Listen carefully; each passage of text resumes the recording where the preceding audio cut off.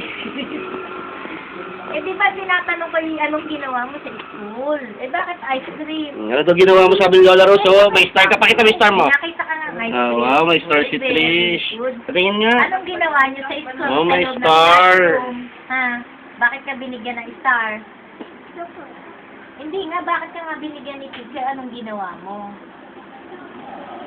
Sabi niya sa akin, gusto ko star eh. Gusto mo yung star? Eh, kasi hindi ka naman pwedeng basta bigyan. Kailangan, Oo nga. ano? Ano ba ginawa mo? Ba't nagka-star ka? Hindi ko rin nakita eh. Teacher. Kung bakit siya may ka star binigyan eh. ng Star, anong sinagot mo kay teacher? Ano yung pinagawa sa'yo?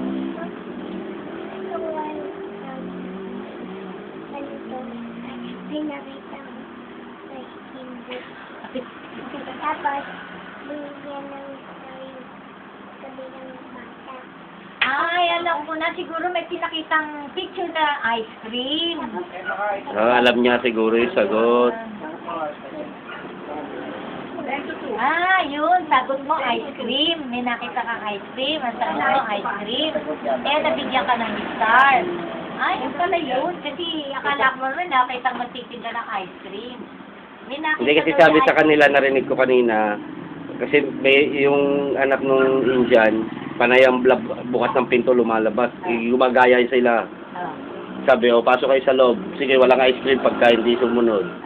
O, tapos siguro, tapos mayroon doon box na parang ice cream ang, picture eh. Ayun. May nakita. Kaya siguro nabigyan sila ng ice cream kasi details. Dalawa sila nung katabi niyang classmate sa harapan, may pareho sila may Ah, star. pareho kayo. Yung kabila. Kaya sabi niya yung kabila, meron din star.